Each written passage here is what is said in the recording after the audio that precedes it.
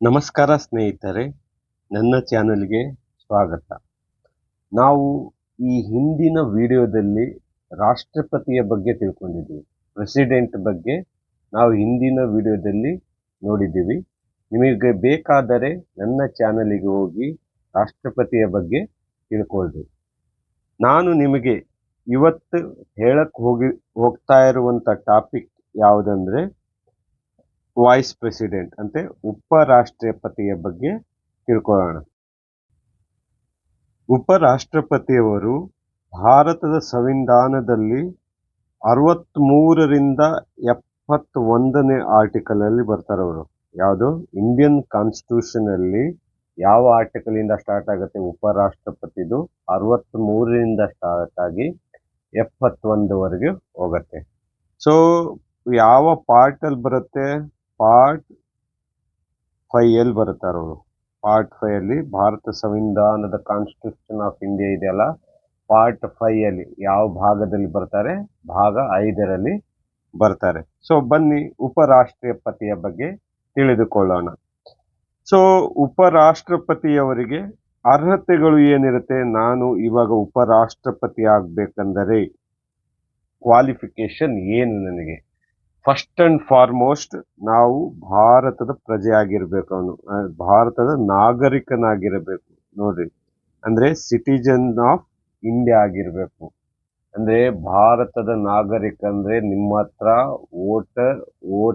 ಓಟಿಗೆ eligible ಆಗಿರ್ಬೇಕು. ನಿಮ್ಮ ಹತ್ರ ವೋಟರ್ ID ಇರಬೇಕು. ಭಾರತದಲ್ಲೇ ಹುಟ್ಟಿ ಭಾರತದಲ್ಲೇ ವೋಟರ್ ID ನಿಮ್ಮ ಹತ್ರ ಇರಬೇಕು. ಅದರ ಜೊತೆಗೆ ಏಜ್ ಎಷ್ಟಿರ್ಬೇಕು? ಉಪರಾಷ್ಟ್ರಪತಿ ಆಗ್ಬೇಕಂದ್ರೆ ಯಾರು ಬೇಕಾದ್ರೂ ಆಗ್ಬೋದಾ? ಇಲ್ಲ, 35 ವರ್ಷ ಮಿನಿಮಮ್ ಆಗ್ಬೇಕು ಅವರಿಗೆ. ಅಂದ್ರೆ ಕನಿಷ್ಠ 35 ವರ್ಷ ಆಗಿರ್ಬೇಕು. 35 ಮೇಲೆ ಎಷ್ಟೇ ವರ್ಷ ಆಗಿರ್ಲಿ ಅವನು ಉಪರಾಷ್ಟ್ರಪತಿಗೆ ಎಲಿಜಿಬಲ್. ಅದರ ಜೊತೆಗೆ ಅವನು ರಾಜ್ಯಸಭೆಗೆ ಎಲೆಕ್ಟ್ ಆಗ್ಬೇಕಂದ್ರೆ, ಅಂದ್ರೆ ರಾಜ್ಯಸಭೆಗೆ ಮೆಂಬರ್ಸ್ಗಳು ಎಲೆಕ್ಟ್ ಆಗ್ತಾರಲ್ಲ, ಆ ಕ್ವಾಲಿಫಿಕೇಶನ್ ಏನಿರತ್ತಲ್ಲ, ಆ ಕ್ವಾಲಿಫಿಕೇಶನ್ ಉಪರಾಷ್ಟ್ರಪತಿಗೆ ಇರಲೇಬೇಕು. So that is the qualification of the as A member of the Rajya Sabha. ರಾಜ್ಯಸಭೆಗೆ ನಾನು ಸದಸ್ಯನಾಗಿ ಆಯ್ಕೆ ಆಗ್ಬೇಕಂದ್ರೆ ಅಲ್ಲಿದ್ದು ಅರ್ಹತೆ ಏನಿರತ್ತ ಆ ಅರ್ಹತೆ ಆಗಿರ್ಬೇಕು. ಅದರ ಜೊತೆಗೆ ಏನಾಗಿರ್ಬೇಕಂದ್ರೆ ಅವರು ಯೂನಿಯನ್ ಗೌರ್ಮೆಂಟ್ ಅಲ್ಲಿ ಯಾವುದೇ ಆಫೀಸ್ ಆಫ್ ಪ್ರಾಫಿಟ್ ಇರಬಾರ್ದು. ಆಫೀಸ್ ಆಫ್ ಪ್ರಾಫಿಟ್ ಅಂದ್ರೆ ಸರ್ಕಾರಿ ಕೆಲಸದಲ್ಲಿ, ಸರ್ಕಾರಿ ಒಡೆತನದಲ್ಲಿ ಏನೇ ಬರಲಿ ಅಲ್ಲಿ ಕೆಲಸದಲ್ಲಿ ಸೇರಿರಬಾರ್ದು. ಅಂದ್ರೆ ಸರ್ಕಾರಿ ಕೆಲಸದಲ್ಲಿ ಸೇರಬಾರ್ದು ಅವನು. ಯಾವುದು? ಯೂನಿಯನ್ ಗೌರ್ಮೆಂಟ್ ಆಗಿರಲಿ, ಸ್ಟೇಟ್ ಗೌರ್ಮೆಂಟ್ ಆಗಿರಲಿ, ಅಥವಾ ಎನಿ ಲೋಕಲ್ ಬಾಡಿ ಇರ್ತಾವಲ್ಲ, ಲೋಕಲ್ ಅಥಾರಿಟಿಯಲ್ಲಿ. ಅದರ ಜೊತೆಗೆ ಪಬ್ಲಿಕ್ ಅಥಾರಿಟಿಯಲ್ಲಿ ಅಂದ್ರೆ ONGC, ಲೋಕಲ್ ಅಥಾರಿಟಿ ಅಂದ್ರೆ ನಮಗೆ ಲೋಕಲ್ ಅಥಾರಿಟಿಯಲ್ಲಿ ಯಾವುದಾದ್ರೂ ಗೌರ್ಮೆಂಟ್ ಕೆಲಸ ಸಿಕ್ಕಿದ್ರೆ ಅದನ್ನ ಫಸ್ಟಿಗೆ ತ್ಯಜಿಸಿ ನಾವು ಉಪರಾಷ್ಟ್ರಪತಿ ಚುನಾವಣೆಗೆ ಪಾರ್ಟಿಸಿಪೇಟ್ ಮಾಡಬೇಕಾಗತ್ತೆ. ಒಂದು ನೋಟ್ ಗಮನದಲ್ಲಿ ಇರಬೇಕಾಗಿರೋದು, ನೀವು ತಿಳ್ಕೊಬೇಕಾಗಿರೋದು, ಸಿಟ್ಟಿಂಗ್ ಪ್ರೆಸಿಡೆಂಟ್ ಅಥವಾ ವೈಸ್ ಪ್ರೆಸಿಡೆಂಟ್ ಅಂತ ಹೇಳ್ತೀವಲ್ಲ, ಅಂದ್ರೆ ಪ್ರೆಸಿಡೆಂಟ್ ಆಗಿದ್ರು, ಪ್ರೀವಿಯಸ್ ಯಾರಾದ್ರೂ ಪ್ರೆಸಿಡೆಂಟ್ ಆಗಿರ್ತಾರೆ, ವೈಸ್ ಪ್ರೆಸಿಡೆಂಟ್ ಆಗಿರ್ತಾರೆ, ಗವರ್ನರ್ ಆಗಿರ್ತಾರೆ, ಆಮೇಲೆ ಮಿನಿಸ್ಟರ್ ಆಫ್ ದ ಯೂನಿಯನ್, ಮತ್ತೆ ಯಾವುದೇ ಸ್ಟೇಟ್ ಅಲ್ಲಿ ಮಿನಿಸ್ಟರ್ ಇರಲಿ, ಪ್ರೈಮ್ ಮಿನಿಸ್ಟರ್ ಇರಲಿ, ಅವು ಯಾವುದು ಆಫೀಸ್ ಆಫ್ ಪ್ರಾಫಿಟ್ ಅಲ್ಲಿ ಬರಲ್ಲ. ಆಫೀಸ್ ಆಫ್ ಪ್ರಾಫಿಟ್ ಅಲ್ಲಿ ಯಾವ್ದು ಬರ್ತವೆ? ಸರ್ಕಾರಿ ಸಂಸ್ಥೆಗಳಲ್ಲಿ ಗೌರ್ಮೆಂಟ್ ಕೆಲಸ ಮಾಡ್ತಿರ್ತಾರಲ್ಲ ಅವರು ಬರೋದು ಆಫೀಸ್ ಆಫ್ ಪ್ರಾಫಿಟ್. ನಮ್ಗೆ ಯಾರ್ಯಾರು ಬರಲ್ಲ?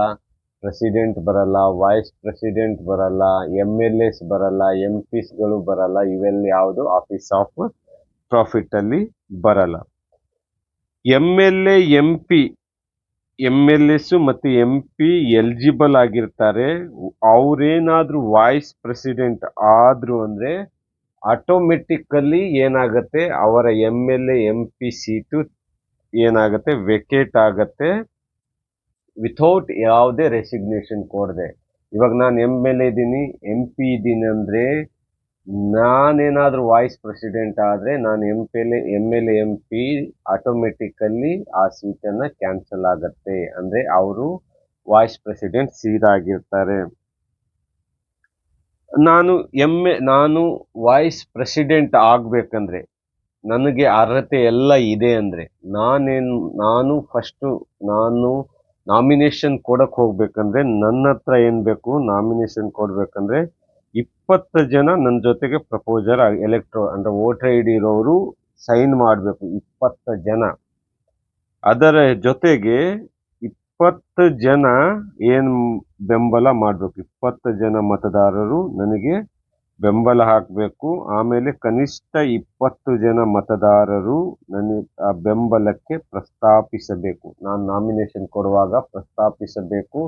ಅದರ ಜೊತೆಗೆ 20 ಜನ ನನಗೆ ಬೆಂಬಲ ನೀಡಬೇಕು.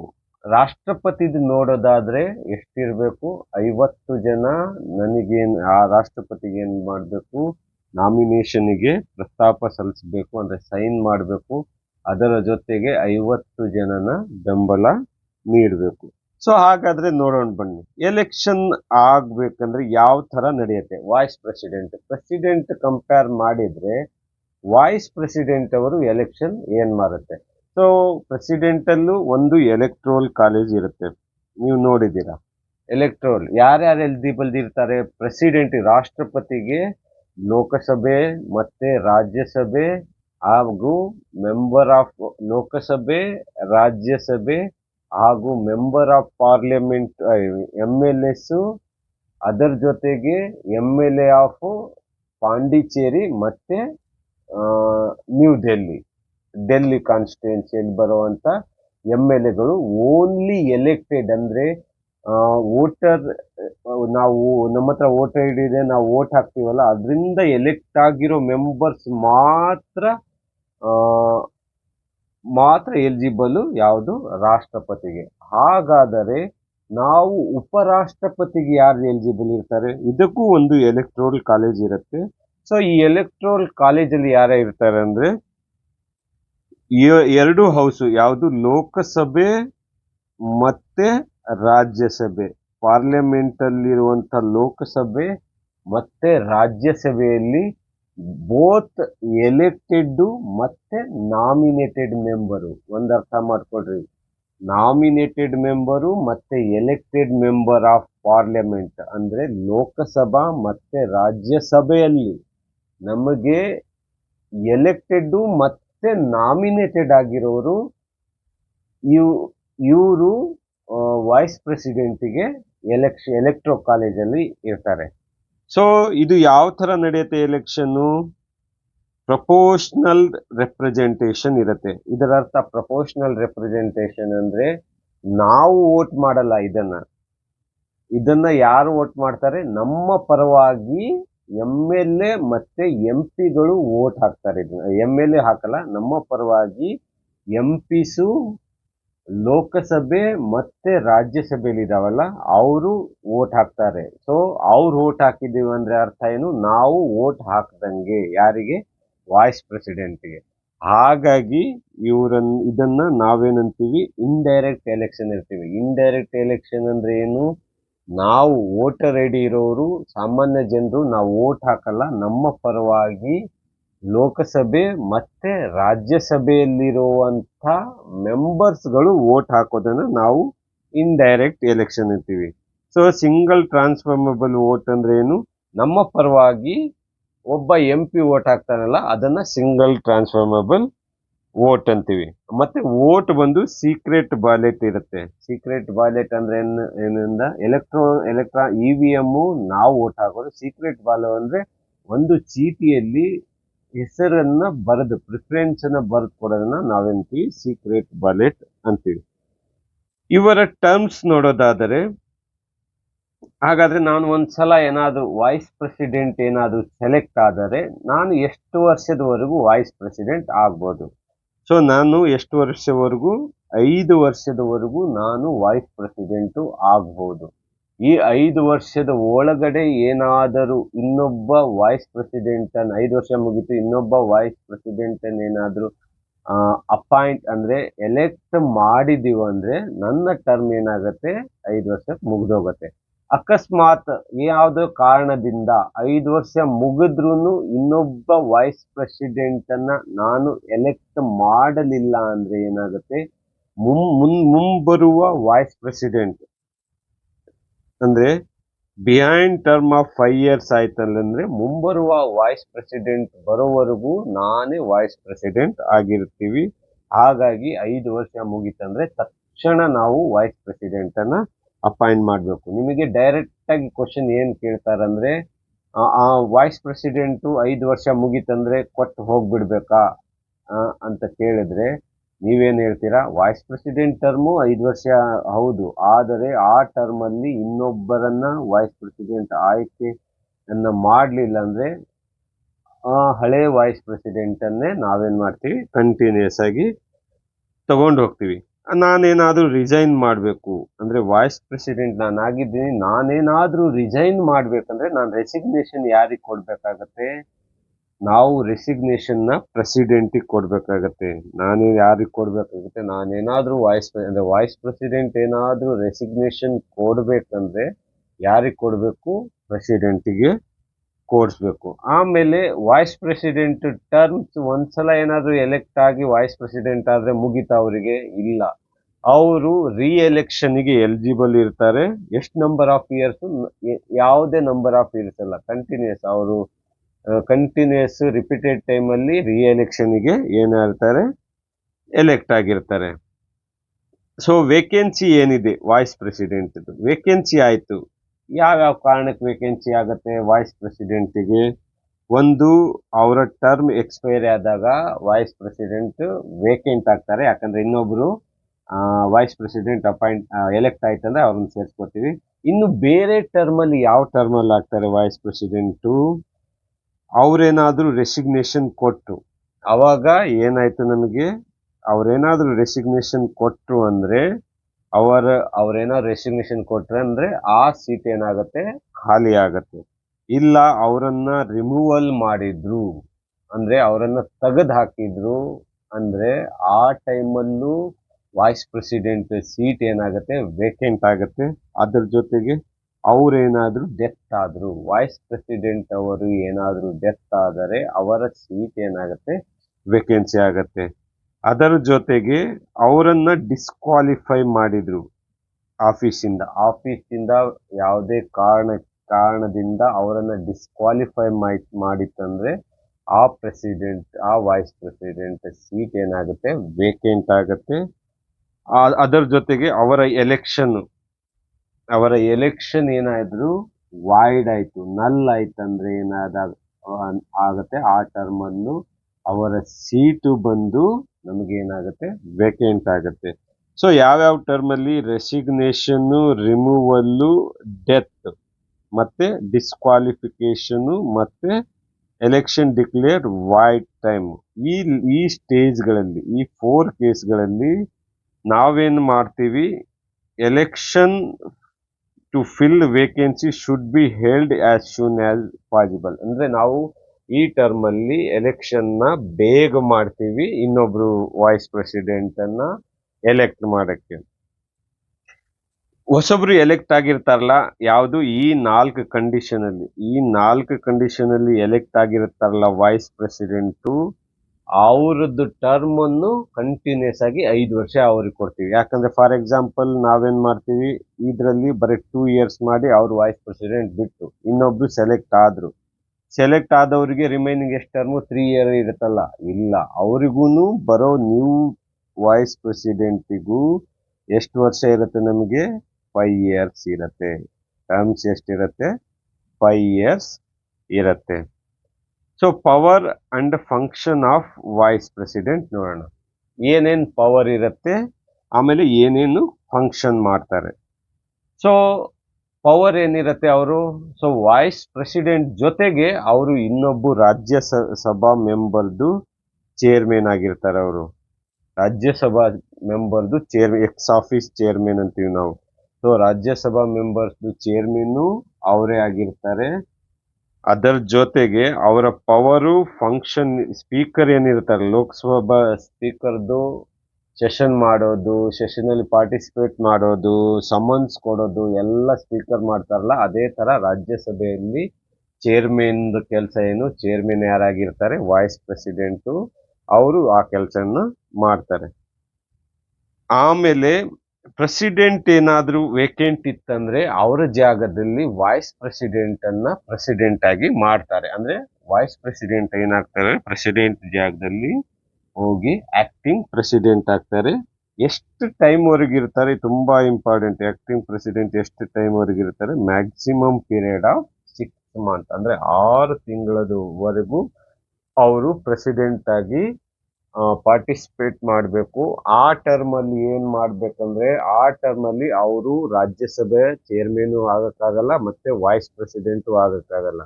ಆ ಟರ್ಮ್ ಅಲ್ಲಿ ಪ್ರೆಸಿಡೆಂಟಿಗೆ ಏನೇನು ಫೆಸಿಲಿಟಿ ಇರತ್ತಲ್ಲ ಎಲ್ಲವೂ ವೈಸ್ ಪ್ರೆಸಿಡೆಂಟ್ ಅವರು ಪ್ರೆಸಿಡೆಂಟ್ ಆದಾಗ ಅವ್ರಿಗೆ ಕೊಡ್ತಾರೆ. ರೆಮ್ಯುನರೇಷನ್ ಆಗಿರ್ಲಿ, ಮತ್ತೆ ಏನೇನು ಪವರ್ ಇರುತ್ತಲ್ಲ ಪ್ರೆಸಿಡೆಂಟ್, ಎಲ್ಲ ಪ್ರೆಸಿಡೆಂಟ್ ವೈಸ್ ಪ್ರೆಸಿಡೆಂಟ್ಗೆ ಕೊಡ್ತಾರೆ. ಸೊ ಪ್ರೆಸಿಡೆಂಟ್ ಯಾವಾಗ ವೇಕೆಂಟ್ ಆಗತ್ತೆ ಅವ್ರ ಸೀಟು, ಅವರು ರೆಸಿಗ್ನೇಷನ್ ಕೊಟ್ಟಾಗ, ರಿಮೂವಲ್ ಆಗತ್ತ, ಮತ್ತೆ ಡೆತ್ ಆರ್ ಅದರ್ವೈಸ್ ಏನೇನ್ ಕೇಸ್ ಹೇಳಿದ್ನಲ್ಲ, ಅವರು ಎಲೆಕ್ಷನ್ ವಾಯ್ಡ್ ಆದಾಗ ಮತ್ತೆ ಅವರನ್ನ ರಿಮೂವ್ ಮಾಡಿದಾಗ ಆ ಟರ್ಮ್ ಅಲ್ಲಿ ವೈಸ್ ಪ್ರೆಸಿಡೆಂಟ್ ಅವರು ಪ್ರೆಸಿಡೆಂಟ್ ಆಗಿ ಆಕ್ಟ್ ಮಾಡ್ತಾರೆ.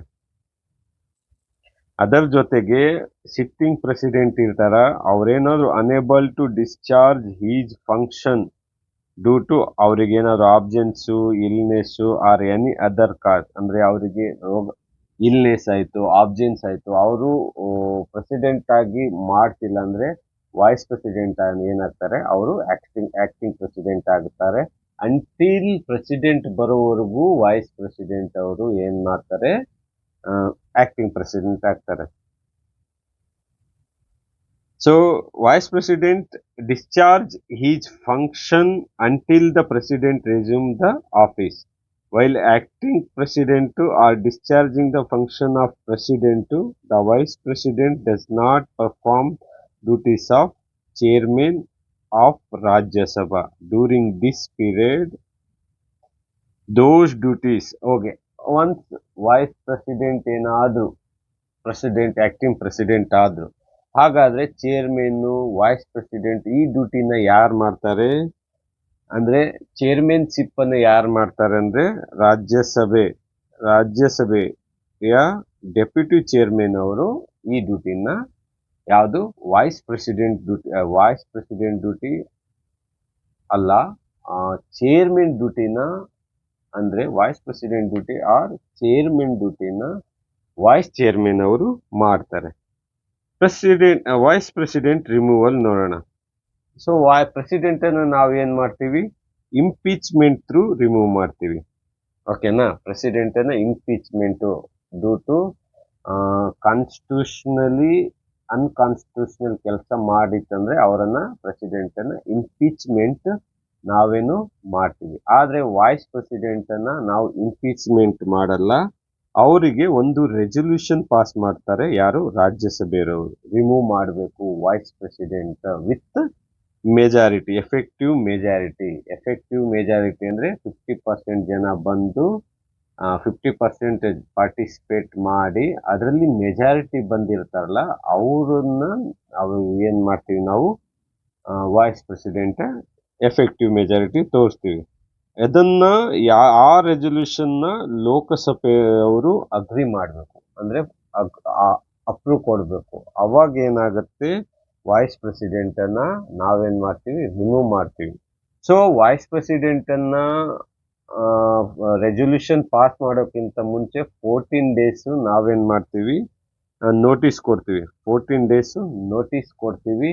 ಆ ಟರ್ಮ್ ಅಲ್ಲಿ ವೈಸ್ ಪ್ರೆಸಿಡೆಂಟ್ ಅವರು ಚೇರ್ಮನ್ಶಿಪ್ ಇಲ್ಲ ವೈಸ್ ಪ್ರೆಸಿಡೆಂಟ್ ಸ್ಥಾನದಲ್ಲಿ ಕುತ್ಕೊಳ್ಳಂಗಿಲ್ಲ.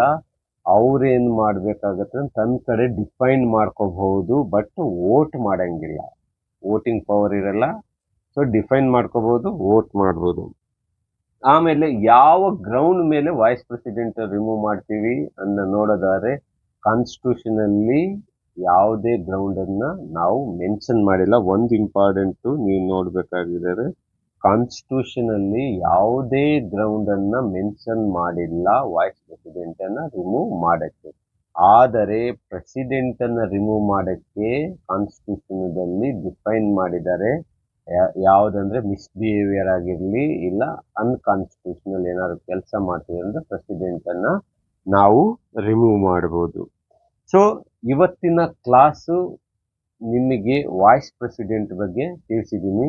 ದಯವಿಟ್ಟು ಹೋಗಿ ಇದನ್ನ ರಿಪೀಟೆಡ್ ಟೈಮಲ್ಲಿ ನೀವು ಓದ್ಕೊಳ್ರಿ, ನಿಮಗೆ ಖಾಯಂ ಕ್ವಶನ್ ಬರುತ್ತೆ. ಹಾಗಾಗಿ ನನ್ನ ಚಾನಲ್ಲು ನಿಮಗೆ ಇಷ್ಟ ಆಗಿದ್ರೆ ದಯವಿಟ್ಟು ಲೈಕ್ ಮಾಡಿರಿ, ಸಬ್ಸ್ಕ್ರೈಬರ್ ಮಾಡಿರಿ, ಹಾಗೆ ನಿಮ್ಮ ಫ್ರೆಂಡ್ಸ್ಗಳನ್ನು ಶೇರ್ ಮಾಡಿರಿ, ಹೆಚ್ಚಿನ ಜನರನ್ನು ನೋಡಿರಿ. ಸೊ ಮುಂಬರುವ ಟಾಪಿಕಲ್ಲಿ ನಾವು ಮುಂದೆ ಕೌನ್ಸಿಲ್ ಆಫ್ ಮಿನಿಸ್ಟರ್ ಬಗ್ಗೆ ತಿಳ್ಕೊಳ್ಳೋಣ, ಪ್ರೈಮ್ ಮಿನಿಸ್ಟರ್ ಬಗ್ಗೆ ತಿಳ್ಕೊಳ್ಳೋಣ. ಇಲ್ಲಿಗೆ ನಾನು ಮುಗಿಸ್ತಾ ಇದ್ದೀನಿ. Thank you very much. Jai Hind, Jai Karnataka ಮಾತು.